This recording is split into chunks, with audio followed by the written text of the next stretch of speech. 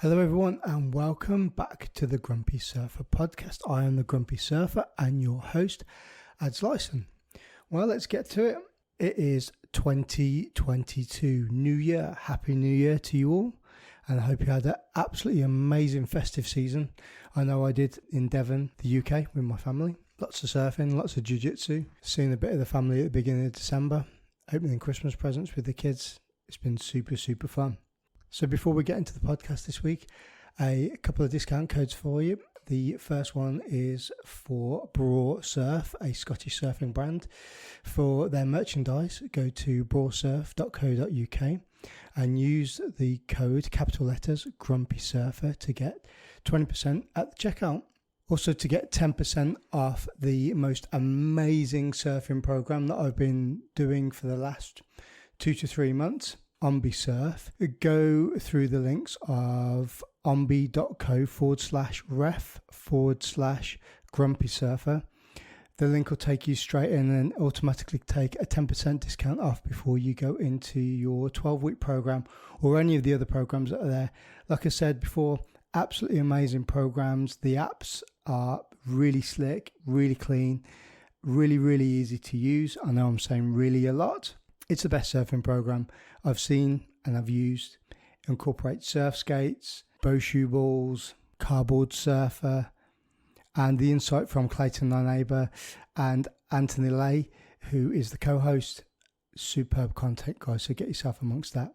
So this week's podcast is with a guy who created a charity in South Africa called Surfers Not Street Children. He started this about 25-30 years ago when he was living in Durban and now runs the charity in Durban and also runs the charity in Mozambique. So please enjoy my conversation of surfing, life, living in the UK with an absolutely amazing guy, Tom Hewitt MBE.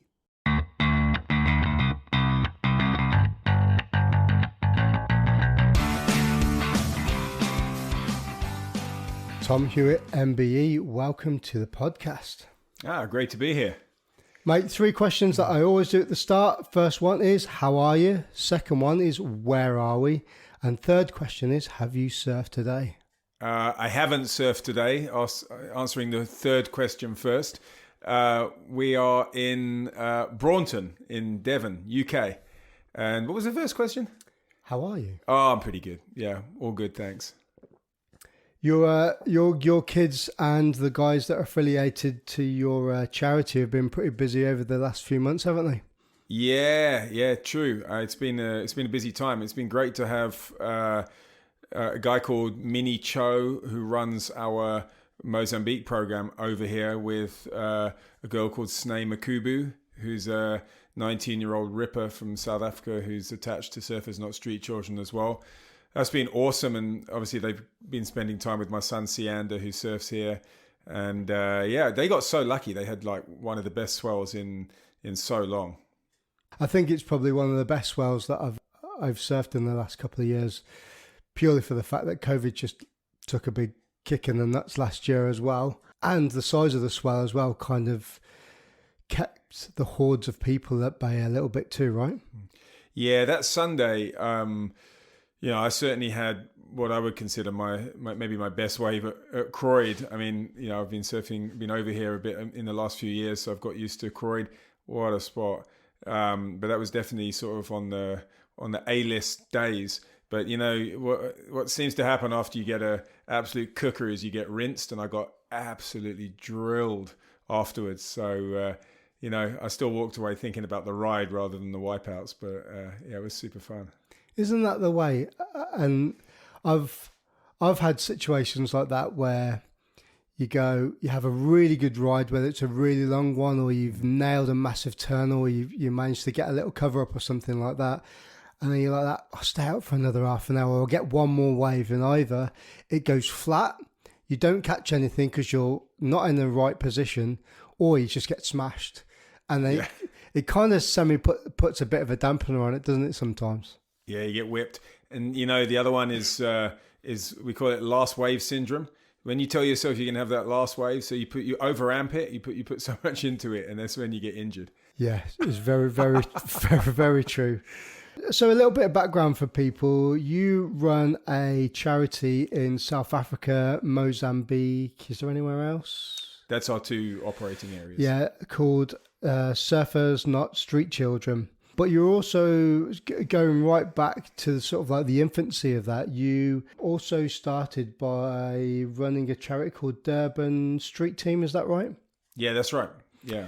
But like I like to do with all these, and I think I say the same things at the start of all my podcasts, is let's take it right back to the beginning. So where are you originally from, and how did you get into surfing? Yeah, I'm from the UK. Even though I still think I sound very English. Occasionally someone says you sound South African. I've lived most of my life in South Africa. In South Africa, I definitely still sound English.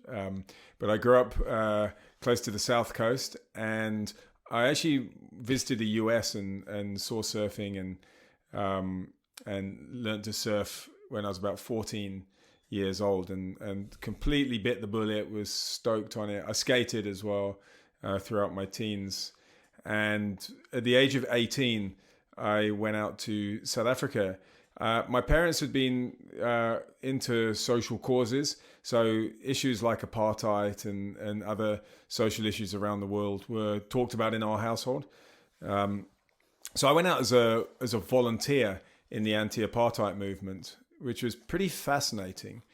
And like, gap year volunteering was not a really big thing at the time. It became a big thing, but this was, if you can imagine, that type of thing, but in quite a volatile situation. In 1990, South Africa, people weren't quite sure which way it was going to go. It was coming into this new era, and Nelson Mandela was just coming out of jail at the time, and there was a sort of civil war happening in the country, which was sort of put into place as a destabilizing action from the apartheid government. So there was all sorts of things happening in the country, and it was quite an eye-opener for an 18-year-old. But weirdly, I was in South Africa doing that, but I still had this backdrop in my life of just loving surfing. So, I've got one eye on the social issues, which I was kind of being educated to. And then, obviously I was also looking at the waves, and we went up into Mozambique during the Civil War. And I was with peace organizations there, and we couldn't get out of Maputo. So I knew that there was these cooking waves at Inyaka Island and, further north, and there's no way we could get to them. So it was a strange experience to have as an 18-year-old, to be exposed to that type of world. But interestingly, if you fast forward all the way to now, and I'm 50 now, I still love surfing, and I'm still very interested in social issues. We had this conversation before we turned the microphones on, where we've got two completely different contrasts, not, I guess, mentally, but kind of the physical aspects of conflict, where I've spent, the first 15 to 16 years of my military career going away and fighting wars in the Middle East in the military, whereas like you've been exposed to war fighting as a civilian without the aspect of being able to look after yourself or protect yourself with guns or rifles or have a team with you. And I've never really thought of it in that way, of being in that sort of situation, and for you to embed yourself with these different organisations to potentially help people that have been injured or maimed, or to help them in some sort of situation where they want to move out of the area where they are because of the war fighting. It must have been quite a harrowing experience, especially as a young guy, seeing all these potentially horrific scenes in front of you and trying to do something about it as well. Yeah, definitely. There's been moments where, when I went into Mozambique during the Civil War, it was quite frightening, actually, because you're in there's a war you can hear around you, but you don't have any control. And so you're really, whoever you're with, you're you're just going to hope they're making good decisions and they're informed. So it's definitely that. I think in South Africa, it was a hectic time because, there was a fear that it would slide into anarchy. And if I'm to be honest with you, I think I had that kind of youthful ignorance, kind of it won't happen to me, that slight invincibility thing, which is naivety really, probably carried through in those early days. I look back on it and I don't know if I understood the gravity of some of the situations that I just walked into. Probably if I did, I wouldn't have done them, but there it is. Yeah, retrospect's a good thing though, right? Yeah. Yeah, I think there's a few things that I've done a little bit recklessly that I look back and like, how the fuck did I survive that? So how did you get involved with these organisations and sort of like develop into what you do now with surfers, not street children? So what were the sort of like the first organisations you were part of? Yeah, so what happened was when I was in Mozambique during the Civil War, I went to meet with a peace activist and actually went for dinner. I remember it very clearly because actually I was actually quite hungry, and those days food was like meat was hard to come by. So it was this super skinny chicken, and that we were all going to eat, and I was like, oh man, I'm so hungry. But anyway, it was the most generous guy. And afterwards, he said, I just want to introduce you to these friends of mine. So I thought, yeah, okay, they'll be his buddies, whatever, sounds cool. Went downstairs, and outside his house was a row of kids. I mean, in the hundreds, sleeping on the streets. And I was like, shit, this is serious. Like they're like literally homeless. And honestly, I had no idea that kids would be homeless. It hadn't really crossed my mind that it could be a thing. And I don't know why, it just hadn't come into my sphere of thinking. And I was really shocked and they were all obviously refugees from the Civil War up country, lost parents. And this guy was a known sort of peace activist and an Episcopal priest. And so they trusted him, and he was a trustable guy, but obviously he didn't have like a home for them. And it blew me away that they were outside his house sleeping. He made sure they had blankets, they had food. There were people sort of keeping an eye. And I just thought, man, that is insane. And I carried that back with me into South Africa. And when I got back to South Africa, I was asking the people that I was involved with, which at the time was the ANC, which is was the liberation movement. I was saying, what's happening with the street kids? Because I started noticing that with street children in South Africa as well. And of course, they're like busy with the macro transition from apartheid into the new South Africa. So it's not that they're uncaring about street children, but they're like, I don't know what's happening with them. So you got to imagine that an 18-year-old, which is what it was at the time, honestly, there's not that much that I had to offer. You're talking about an experienced liberation movement run by local Black South Africans who are the right people to be leading their liberation and to be, actioning it. So I was just a very sort of like, a kid really that was just trying to be part of it all, but didn't have much to offer. So one of the things I did was I befriended a group of street kids in an area of the Eastern Cape, bizarrely called East London. South Africans will be familiar with East London. There's actually great surf around East London. Oh my goodness, it's like so good. But this group of kids, and this would be around 91, 92, had such a massive impact on me because for the first time I started to be exposed to their life. And it wasn't just literally being homeless. It was all the other really serious shit that went on. The abuse, the way they were treated like the rubbish of society. And also realized that it was so difficult to get out of that. So you could be dealt such a bad card and maybe even offered a way out. But because of all the trauma and the addiction and stuff, it was so difficult to even make positive decisions. So all that complexity was kind of, I just saw it firsthand.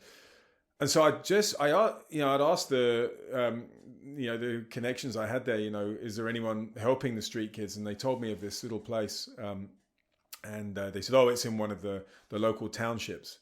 So I did what was pretty inconceivable to anyone who wasn't a local to that township. I walked into the township on foot in 1991, which is like one of the most volatile times, the late 80s, early 90s. It was a dangerous thing to do, and that's no criticism on the people. It had been so badly the experiences of apartheid on that township. I mean, there'd been a massacre there, and so me as a white guy walking in, from England, super naively just walking in, I'll find this place, and actually a couple of guys on the way were like, "Oh, where are you going?" And I'm like, "Oh, I'm going to find this place," and they said, "Oh, we'll go with you." So they kind of escorted me through, and I found this incredible program for kids that was like facing closure. This awesome African mama who was running the place, and that was the first place I just said, "Oh, I don't have much to offer, but I just want to be involved." And yeah, got this mama took me under her wing, and kind of we started working from there. It's one of those things that I think people really don't pay close attention to, especially during conflicts, is you've got this main war fighting type of thing going on, or local skirmishes or whatever it is. And if you look at the way that the media perceives it, like Afghanistan, for instance, I'll use that as the example, is you see all these fully grown men running around with rifles, shooting at each other, blowing each other up. You see the Westerners going over there and trying to Westernize a country or whatever. But out of all of this, you don't see the fallout of how the kids have to deal with it, how the scared families and the women have to deal with it. One of the things that really deeply affected me on my last tour was I was in a patrol base, like quite far up from Sangam, and the Taliban were trying to plant IEDs, but they were planting them in the local villages where the kids played and all that sort of thing. I don't know where their morals lay, because for me, anything to do with kids breaks me. I can't watch any form of abuse. I can't hear about it. It makes me super angry. I've got 2 kids at home. I don't know whether it's that. Even before that, probably I was the same. Anyway, I'm digressing a little bit. So this guy was out the back of these compounds, and he was digging an IED in them, and the kids were playing around him, and it went off, and it basically took out a bunch of kids, and the locals brought all these kids to the back gate where we were, and I was sort of like the commander for that day, basically, and I was the first one there, and you had all these kids laid out. And I just went to the first one that looked the worst, started triaging these kids, and then the rest of the medics and stuff, and they all came out. And I just remember working on this kid, and it's not a horrific image that stays with me. It's not like I haven't got PTSD from anything, but whenever we talk about conflict and things like you're talking about there, I just see this kid's head, and what had happened was, he'd had blast injuries, but the only blast injuries he'd really had was to his face, and the skin had been taken off from like his eyes down to his cheek, and you could see his like jaw, and he was just lying there breathing normally. There was no blood or anything like that, not that I can remember anyway. And I just thought, this is horrendous. Like, why would somebody even do this? If you had a bunch of kids around you, I'd shoo them away, get their mums to get rid of them. But why would you still carry on doing what you're doing with kids around you? Like, I couldn't fathom it. So going on to sort of trying to, in contrast what you're talking about in Africa, is the genocide that's happened within that country. I don't think mentally we have the capacity to fathom what has and what is still going on there. I'd hate to think it.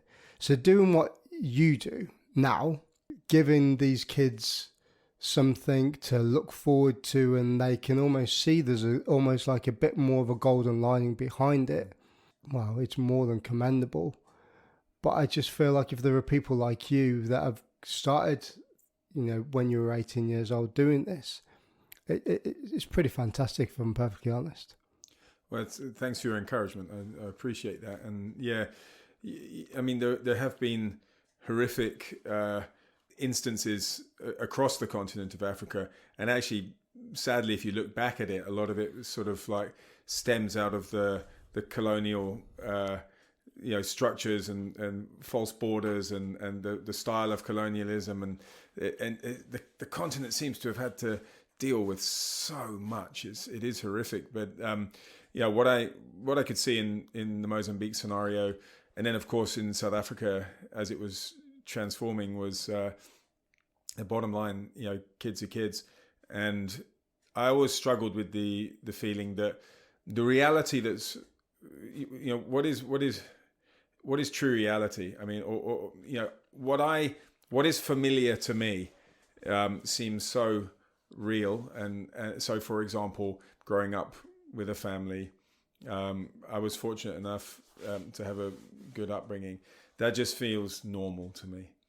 And yet the reality that kids have growing up on the streets or growing up in war is also as normal and as real to them as my reality. And I always thought, geez, that's so heavy, because it's the roll of the dice. I mean, there's almost just luck involved with this. I mean, you're born into a scenario, and that's the cards you're dealt. And but what was interesting was that as I started working with the kids in the Eastern Cape, the thing that I realized was that whatever the experience, whatever the cultural background, whatever the nationality, whatever the color, a kid is a kid. And the experiences, the things that would make the kids laugh in in this little project that I started volunteering at in the Eastern Cape, were the same things that would make my younger brother, who was 10 years younger than me at the time, laugh when he was that age. And I just realized kids are kids. And so it just became one of those things for me that I wanted to be part of the new South Africa. I wanted to contribute. I didn't have much to offer, frankly. I wasn't of much use.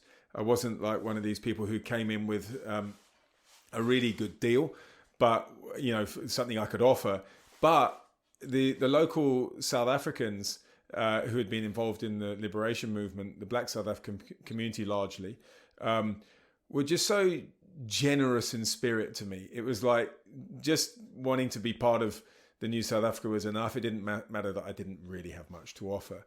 So when I turned around to them and said, well, maybe I could just get involved with helping the street kids, and maybe they were like, yeah, that's great. It was kind of problem solved. They probably were just making sure I was safe and okay. But for me, as that sort of 18-year-old kid in the midst of it, it was just something I could sort of, bite off and chew. And also, I got to work with these really cool people that were fighting to keep this program from closing down.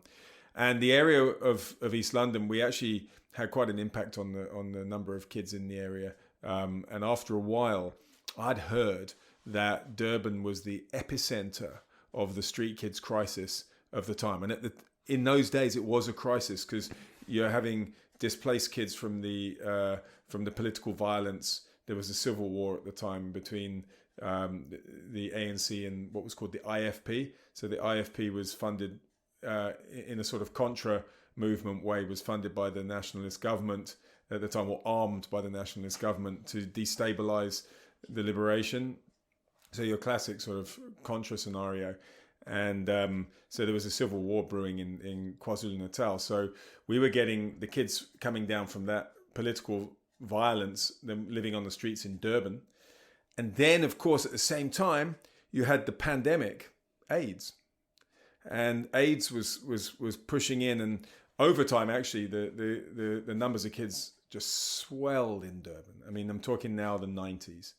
And throughout the 90s, and over time, the political violence lessened, but AIDS just kicked in. I mean, we were in the absolute epicenter of that crisis. So I went up to Durban primarily because that was where the situation was worst. And Surfers Not Street Children was called Durban Street Team to start with. I founded it in 1998. We renamed it in 2012. It was simply set up because I still to this day don't believe that any child should have to live on the streets, and anything we can do to transform their lives with the kids themselves and their communities is worth fighting for. And also there are kids who don't live on the streets but are still affected by street life that goes on in their communities around them. And, the organisation's there for them too. How did you develop that from being a, 18, 19, 20-year-old kid to coming up with the idea of doing the Durban street teams to make it a charity where you were actually going to make a difference to these people? Because I can imagine you, like me with business, never experienced that before, didn't know how to set a charity up or anything like that. So did you have guidance from certain people, or did you just feed into the place where you went initially and kind of learn off those? It's a really good question, and weirdly I haven't been asked that one before. Oh really? Yeah. And South Africa at the time was anarchy. So, and that's not a diss. It was coming out of the apartheid era, a system that was built for a minority, and suddenly the walls came down and it tried to be there for the majority and just crumbled in many ways at the time. Although there was sort of really great positivity from Nelson Mandela and others trying to transform it, but everyone knew this is the job at hand. And then there was no welfare system for black children at the time. So that welfare system just split at the seams because it was the welfare system for the white minority. And so I often say that where we were able to operate was that in a situation of anarchy, we were able to set something up of integrity. But, and this speaks to your question, fast forward that, over time, the structures were developed within South Africa in certain realms. And so a welfare system was developed, and professionalism became really important. And what was interesting is we had to develop throughout that time, because obviously I came in, I was totally, I had no training whatsoever. And I was fortunate enough to be mentored by people during that time in the Eastern Cape, not just around the issues pertaining to working with children, but also politically. I was very fortunate to meet people like the wife of the late Steve Biko, who the activist who was murdered in 1977, and you might have seen the film Cry Freedom. And his wife, I think, probably thought I was a bit of a liability, and sort of, connected me to Steve's older brother, Kaya, and they kind of politically mentored me and spent time with me at least. And, the auntie or the mama at the project I was working, that gave me the tools with which to at least get through that initial trying to put something in place that was better than having nothing in place that was caring for the kids and had their best interest. But what we had to do over time was take the organization from being the best out of a bad situation into being something really professional. And as we developed, what I tried to do was hire people that, like, for example, the right social workers, the right psychologists, the right professionals to do the work, because obviously that was not my training.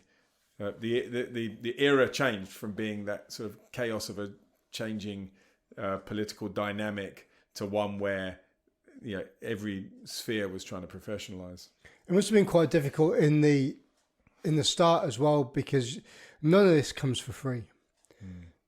Getting people involved, trying to spread the word of what you're doing, even still now, because it's still a charity, right? You get investments from people to help these kids out. So initially, trying to sell something like that to people to get them involved, which then in turn gives you the funding then to be able to buy accommodation, bedding, pay for the psychologists, pay for the welfare workers.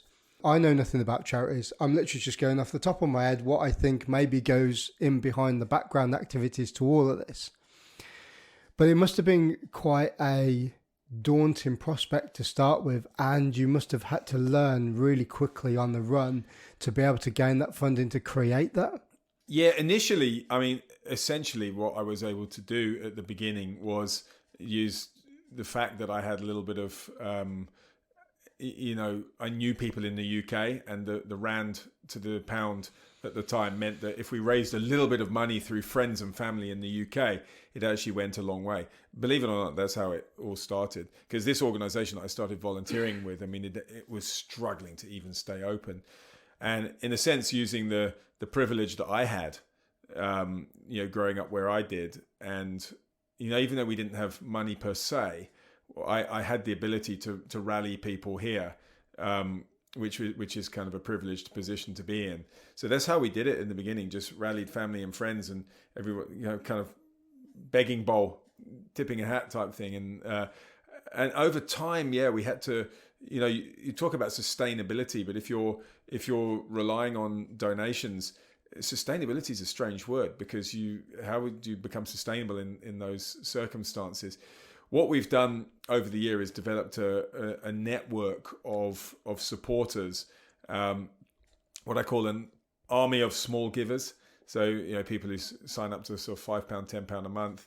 And that's really a foundation. And then any donations we raise on top of that for specific things. Obviously, that's a bonus, but you can't guarantee that doesn't last forever. So if you lose one of those big ones and you've only got those, then when you lose it, what do you do? But if you've got that army of small givers, I mean, we've always punched above our weight, and we've done things on small budgets. But what we have had is we've always been able to demonstrate that we do what we say we do.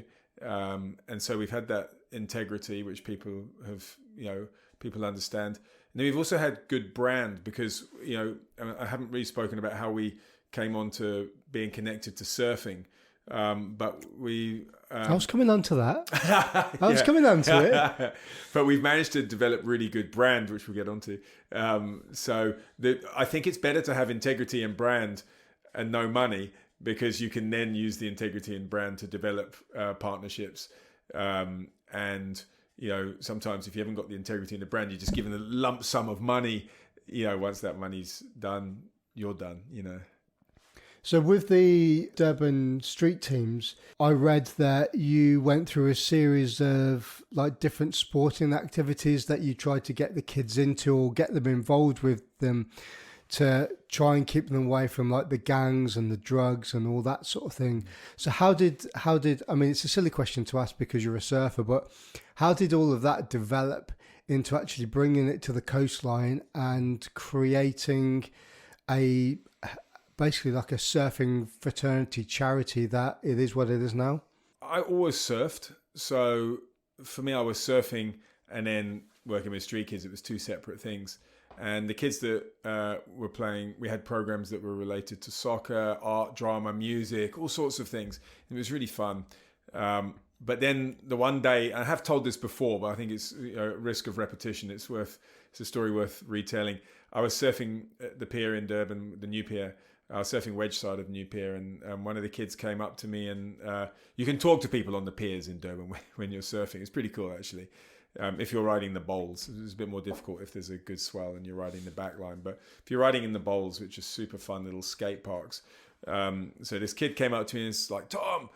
So I'm like, oh yeah. The kid's name was Tula. I said, hey Tula, how you doing?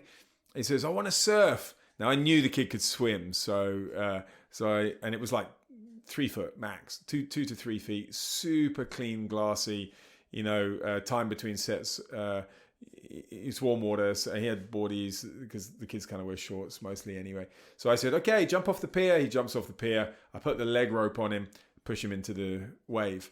And he doesn't stand up, but he rides that on his belly all the way in. Now, I can't see him. I'm behind the wave, but I can hear him.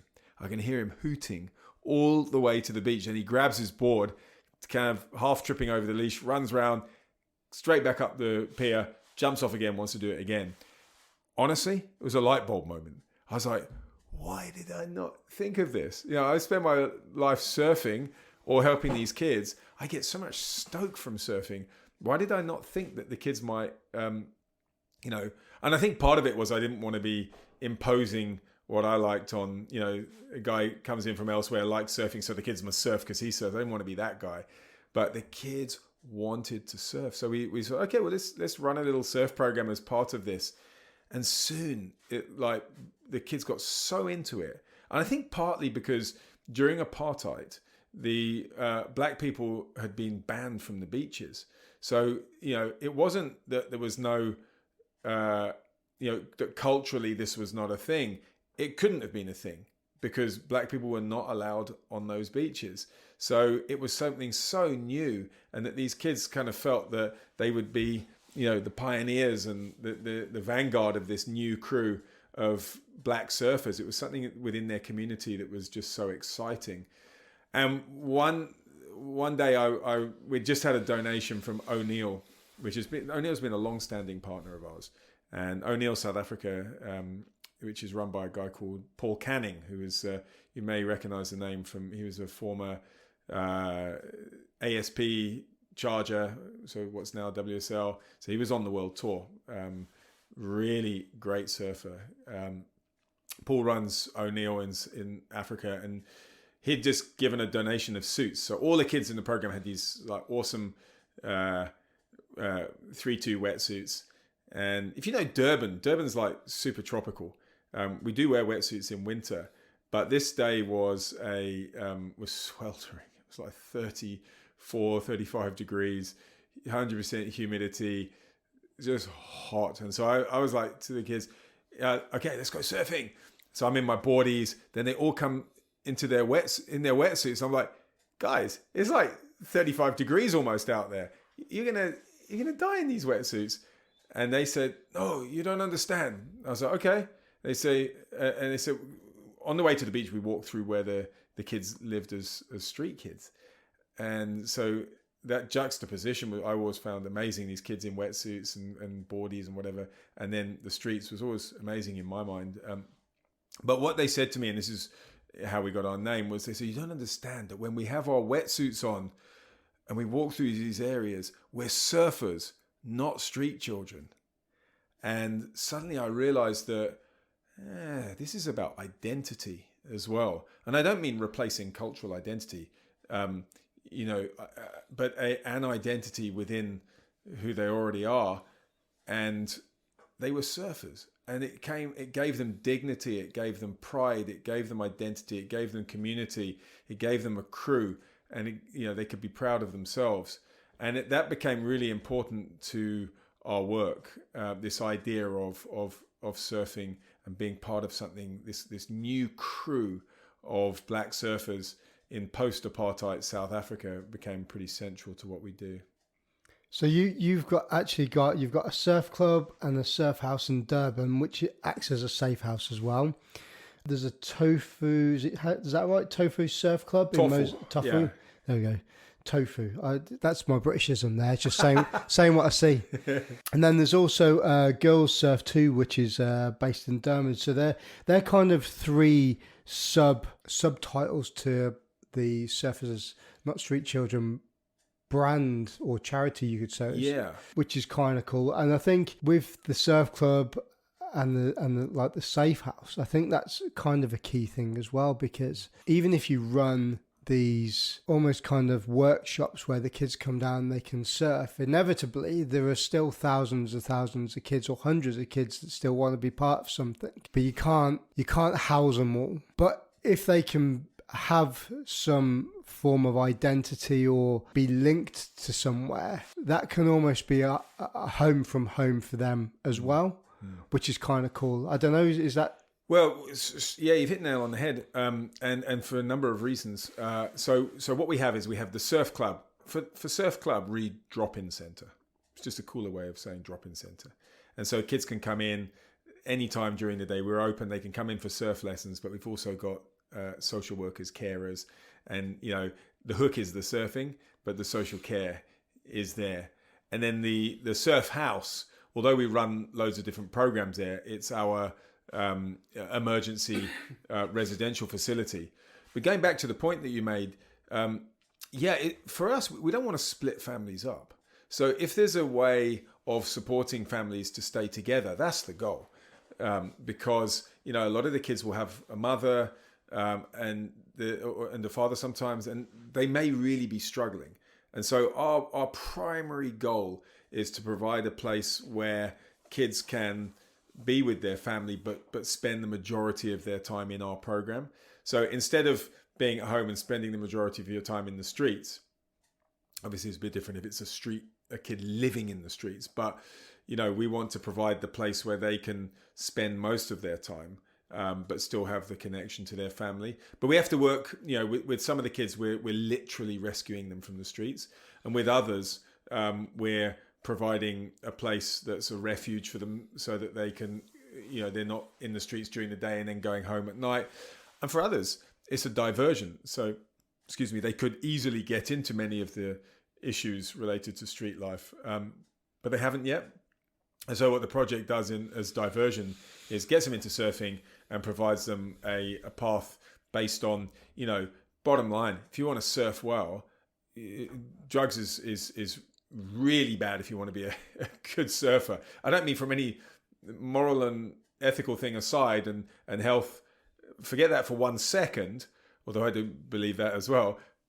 For surfing, it doesn't make you surf better, that's for sure. So we immerse the kids in surfing, and we find that actually, because they get so addicted to surfing, they want to improve their surfing. Because they want to improve their surfing, they want time in the water. Because they want time in the water as much as possible, and we're prepared to give them that, they're absolutely exhausted in the evening. So instead of going and just hanging out on the streets, they just want to sleep. And then they get up, they repeat the same thing, and we bring the education into that, so they're back in school. So you're filling their time with this new stoke, and you're actually at the same time carefully undoing street life. You're looking at addiction, you're working with trauma. And so it's this fusion. The model we use is fusing surfing with mentorship and care. And so surfing's not the model, but man, it fits the model well. You've received an MBE back in 2011. With that MBE, you must have been able to kind of network a little bit deeper. And I know you've got some really cool people on board with the project. You've got Geordie Smith, you've got his dad, Smith Shapes, that you get boards from. O'Neill as well, which you spoke about before. So having those integrated links with those certain people must really help as well, because it's almost advertising what you're trying to do. And with these people that are, looking to help or be seen to doing things with you guys too, must really kind of project that for you as well. Yeah, with these things, the MBE, I was really grateful for the MBE, not for any sort of self-pat on the back, because I work as part of a team, an incredible team, and they are just awesome. So I'm super grateful to them just to be part of that. But why I'm grateful for the MBE is that it just opened doors, and it enables me to shine a torch on the work of the whole team and on the kids ultimately. And so it's a really useful tool, and has helped. It has really helped. And we've been fortunate to be able to connect to people around the world. I mean, firstly, locally, South Africa, as time's gone on, local surfers such as Geordie have shown a real interest, and Geordie's become an ambassador for the program through O'Neill. O'Neill's one of our partners, and surfers around the world have really rallied round, such as people like Stephanie Gilmore and Kelly Slater in a big way. And I think I try to analyze the reason for this, because we certainly are often sort of surfers' choice. And I think one reason is that although they all know what we're trying to achieve, and they absolutely love that, we're slightly different from most surf-related programs, because we're not just sort of the beginner level of surfing. So our work is really in depth over long periods of time. Kids can be in the program for 12 years, 15 years even. And in that time, although we're looking at all the different aspects of their lives, the one constant is they surf. And if you surf for that period of time, to the extent that we surf over there, you're going to get good. And so we're one of the few organizations where kids have gone on to surf on the QS. They've really turned heads. And I think that's really helped us. They're surfing, funnily enough. And for people to know that they know that if they've been in the program that long, the program must be worth the kids being in, if like the kids like being in it. So I think that's really helped us develop this identity as not just, and there's nothing wrong with being an organization that pushes kids into waves. That's super cool. But our narrative is just a little bit different. We've got kids from, finding their first wave and the stoked smile on their face, to kids kind of pulling rodeo flips. It's that whole the gamut. And we've also, where we've, funny enough, done quite well is we've always managed to attract the extraordinary, and sometimes people have assumed we have the ordinary, but we haven't always had it. Let me explain what I mean by that. Is we've had some really bizarre partners. I mean, so for example, we've Prince Harry's been a supporter and he's visited us in South Africa, and we've also our Mozambique project is supported by the current Pope, who's a really nice guy, and we're not a religious organization, but he loves what we do and supports. By the way, and just on that note, I always joke with people that when Kelly got involved, it was like, I say, "Oh man, we've got the Pope, we've got the Prince, and now we've got the King."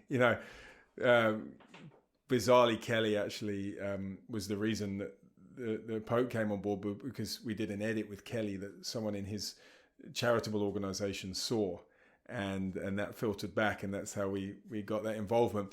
But I think having names such as those involved, people have assumed that we must be super high budget and that type of venture, which we're not at all. So we've done well on the extraordinary, but we haven't often had the ordinary, and by ordinary I don't mean lesser. I mean just your normal places funding for an organization like this might come. So we've punched above our weight a little bit. But going back to your question, people are people. What it means to have those type of people involved is it just does point towards the work, and it gives us a chance to, and it's a crude word, but when I say marketed, I don't mean that in the sense that a business would market, but we do have to get the message out there in order to get the support. And one of the things I've been thinking about over the last couple of years is, it's hard, especially through a pandemic, to rely on, charitable giving. People do give, and we're so grateful for that.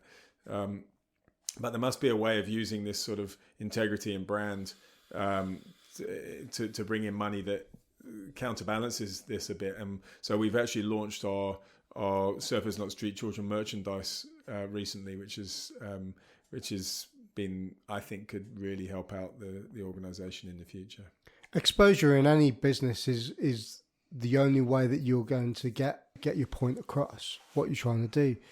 So like you say, having people like Kelly Slater and Geordie Smith and the Pope and princes and all sorts of people involved with it is only gonna expand that. But one of the things that I was thinking that is kind of key, really, especially for the kids, is when they start in a project like this and they see kids that have gone through the last 15 years and they're surfing the QS and some of the best waves in the world, it also gives them a projected goal, saying that if I keep this up, potentially I could be in that position too. And it's, even if it is living on the street, there's almost like an escapism there, that if they work hard and they focus, and it doesn't necessarily have to be they have to be a professional surfer, but because they're invested in the organisation that you've created and almost kind of the branding that's behind it, there's also scope for them to be involved with those as well.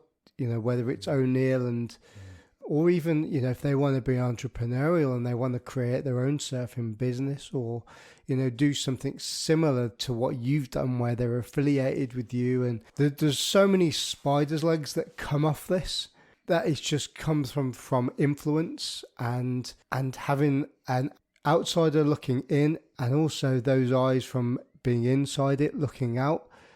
That must be quite a fulfilling thought as well, to know that you could have a 10-year-old kid, and in 10 years' time, they could be the other side of the world surfing Indo, maybe. I don't know. I love that, man. I mean, that's like one of the kids who came through our program, Ntando.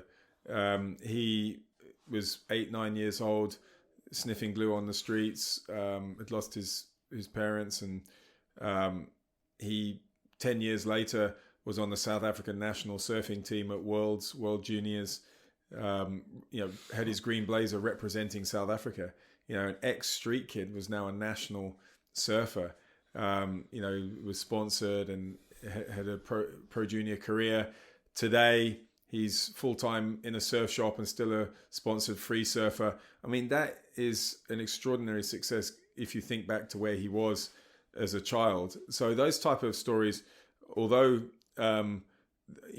extraordinary, and stories like a kid who's working as a coffee barista is just as fantastic. But those surfing related ones do inspire the kids who are younger than them. I mean, we've got a girl over in the UK at the moment who's from Durban, South Africa.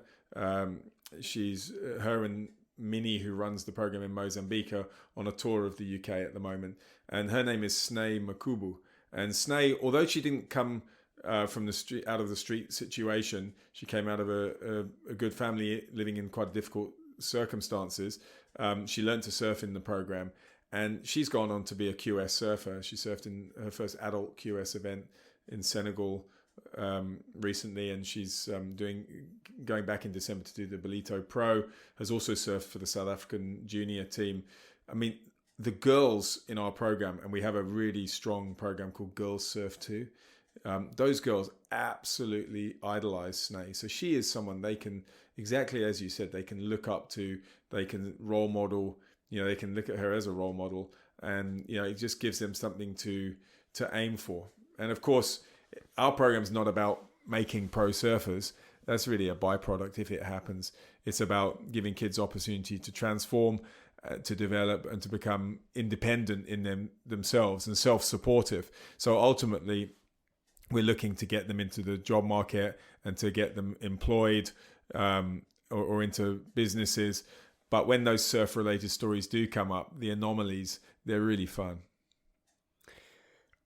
I want to focus a little bit, 5 minutes, just talking a little bit about the riots that happened earlier on in the year, and if that affected what you guys were doing down in Durban at all. Because I know that you were quite boisterous on social media about it during the time. How did that affect what you were doing? Yeah, we were right in the middle of that. A lot of people were, but we were right in the middle of the downtown looting.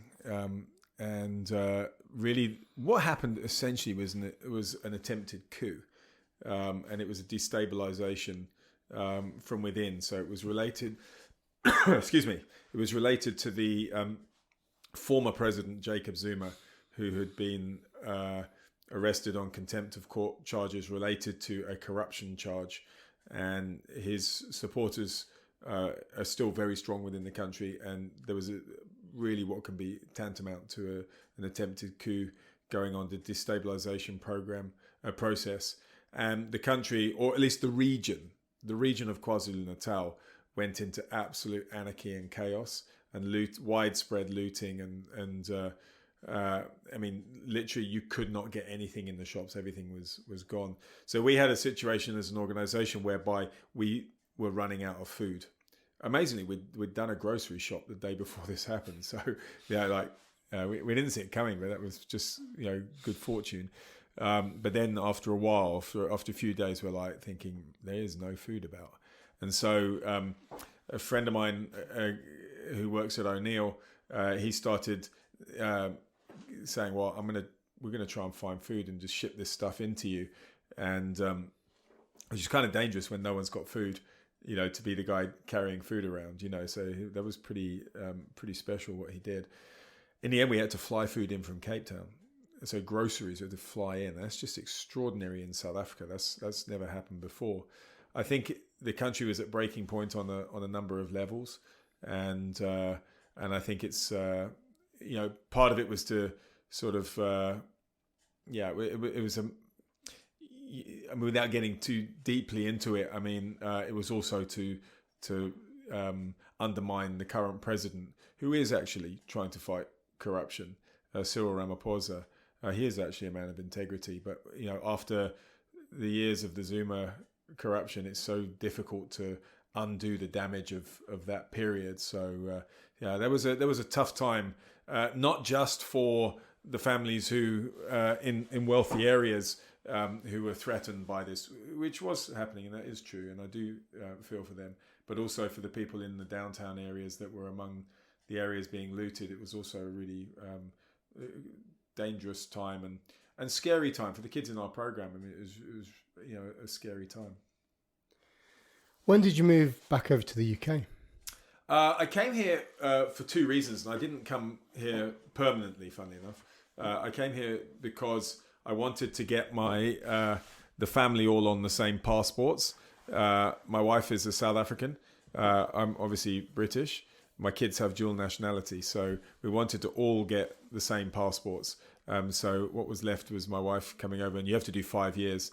So we thought, well, let's do it, because at the same time we want to set up Surfers Not Street Children as a British charity in support of the work that's going on out there. So what we've done is we've set that up, and as well as fundraising, what we do is we provide support like the monitoring, learning and evaluating programs we develop here, and reporting. So we take a lot of the pressure stuff that we don't need to burden the staff with in South Africa, and create ways that they can report with data, and we just fill that all out and do all the stuff that would pull them back from doing the real work of helping the kids. So in a normal world, I sort of live between the South Africa, Mozambique, and now our office at Croyd. But over time, we've set that up and brought the family over here to do that. So the kids kind of swapped the Durban bowls to the Croyd beachy and all of what surrounds that, which the family's absolutely loved. But you know what it's like with kids in teen years, and my youngest is 8. Everyone kind of gets used to it. So I don't know how quick we are to how excited we are to quickly leave again and go back to South Africa, as much as we love South Africa as well. So I think we're probably around for a while. I'll continue to go back and forth, but we've had an amazing time in the UK. I mean, I have loved reconnecting to the UK. I'm a South Africa fan still, but connecting to North Devon and surfing this side has been just epic. It's been really good for the family as well. My wife actually loves it here as well. Your kids have been doing pretty well for themselves. So you got Sabella and Sayanda, and what's your youngest? Sese, yeah. So your two eldest have just been sponsored by Dry Robe. You've got your O'Neill connection as well, and there's a collection of photographers and media personnel around the North Devon area that are, and coaches as well, that are getting snaps of your kids absolutely ripping the back out of some waves, and that must be a pretty proud moment for you too. Yeah, it's super fun as long as they enjoy it. I mean, actually, my eldest son Sabella, he doesn't surf. He's a skater, and he does modelling for Dry Robe. I love him to bits, and I knew from day one that he wasn't gonna love surfing, and so I was comfortable with that. They didn't have to surf. But he has so many other interests, and it's been great for me. I just get into the things that he's into, and that's been a good journey to learn new stuff as well. Then there's Siander. He's the surfer.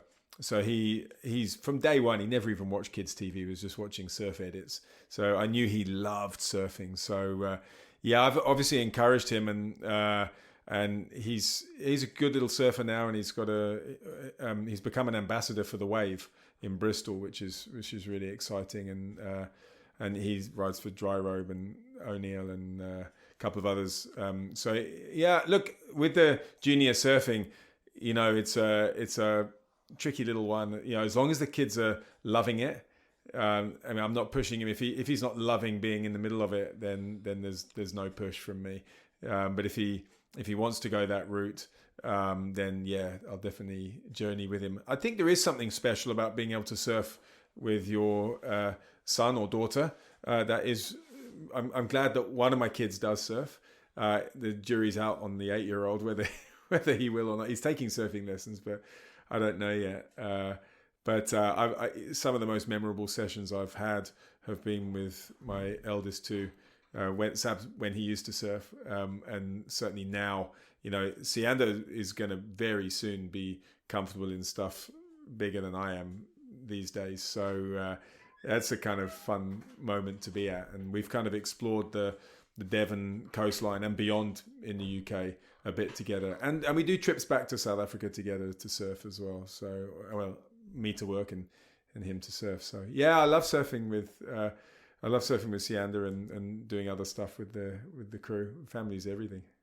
Yeah, I'm hoping maybe one day that my kids will get into it. But like you say, I think it's important not to push children into doing things they don't want to do. I say that with my daughter. She loves jiu-jitsu, but she's one of those kids that if you didn't take her, she probably wouldn't do it. She gets out of bed in the morning when you've got to go training, and she's like, I don't want to go. But then when she actually gets in the car and we get there, she's with all her mates and she loves it. But yeah, my son's 4, so he only just remembers his name, I think. So yeah. It's pretty cool. What else have you got on the horizon at the moment? Have you anything? Yeah, it's quite an exciting time. I mean, I mentioned that we're launching our merchandise, so definitely check in on the Surfers Not Street Children Instagram, which is at Surfers Not Street Children, because that some of that will go out before Christmas, which is kind of exciting for us. Then our Only Your Partnership has taken has gone to new strength, and Geordie has become our ambassador, kind of in a more official capacity. We're launching a clothing range with O'Neill, which is in around about February. So we've just shot an edit with Geordie. So I've seen it. It won't come out till February, but it's going to be fantastic. So we're really excited to put that out there early next year. I'll go back to South Africa early December for the Belito Pro, because a number of our kids are involved with that, and the junior events around that as well. So there's loads going on, and we've got the programs have run all the way through COVID, so it's been a busy period, and making sure that we do this safely. And when I say programs, during the lockdowns we didn't obviously run the same types of programs, but the support that we provide to the kids was there throughout that time. So also for me, it's just the next year is a lot about making sure that we're able to just navigate this crisis, that we're still the pandemic era that we're still in. A lot of charities have collapsed during this time, and we're fortunate that our supporters have rallied round, but we just want to make sure that we sort of come out of it strong as well. So yeah, a lot going on, but what's the goal? I mean, we want to give more and more kids access to the programs in Durban and our program in Mozambique, in Tofu, north of Maputo in that country. Awesome. I'd like to finish off this with a quick fire round. So the first question is, if you could surf one fin surfboard set up for the rest of your life, would it be single fin, twin fin, thruster, finless? Thruster. There we go. Your favourite surfer and why? Surfer.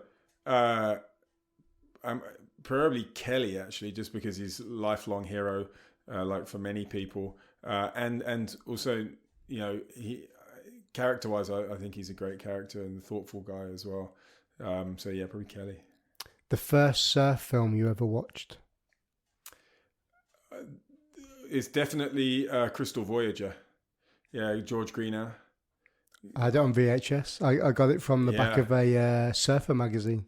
Oh, did you? Yeah. Yeah. A long time ago. Man, I tracked down the soundtrack to it a few years ago as well. Before it was out on online, I tracked it down in Margaret River in a CD store. I was so stoked for that. Sorry, carry on. The last surf film you watched, or surf edit? Last surf edit was this week. I watched one.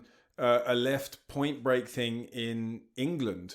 It was someone shredding some left point breaks that looked so good. I mean, looked like it was probably filmed in that last swell recently. It wasn't me, was it? It was on. Yeah, maybe it was on Stab. Yeah. Okay. Yeah. Oh, nice. Yeah, there's quite a few British surf edits come up through. The Aussie surf mags or online surf mags, aren't they? That's because they're always amazed at the surf in the UK. Yeah, I don't understand why. Maybe it's because they ran the ASP events in sort of August in Newquay, and they never got surf. But there's such good waves here, and anywhere you go, surf in England. There's no surf in England. Yeah, I never got that why they run those surf competitions in the summer. Yeah, it is a little bit warmer, but it's like anywhere, isn't it? Like it's everything's seasonal. The winter swells come through in Hawaii, because it's the winter, and that's where the low pressures are formed during that time of year. Ka-ching factor, money, yeah. Yeah. I don't know. Yeah, it's a weird one, but there you go. The worst and the best person to share a lineup with. Oh man, man! If I say the worst, I'll get into such trouble. But the best, probably my brother. I surf a lot with my brother, and he used to come out and visit a lot in South Africa. And now I'm spending a lot of time in Croyd, and he lives in Braunton. So definitely him. And that's also alongside Sianda, which is a no-brainer, surfing with my son. And then the worst, oh man. Well, I guess when you're in a zone like when there's a contest on, is any of the top pros, because it's so depressing seeing how well they surf. I mean, I have one. I remember sort of paddling up a wave, and Gabriel Medina did this slice. I could actually feel the wind and hear this kind of from his board, and it was so extraordinarily fast that I almost just got out there and then, you know. I probably would have. If there was one wave that you could surf for the rest of your life, what would that be? Oh man, there's a point break with or without. I mean, like in a perfect scenario, like without crowds, or in a perfect scenario. Yeah. Okay. There's a wave.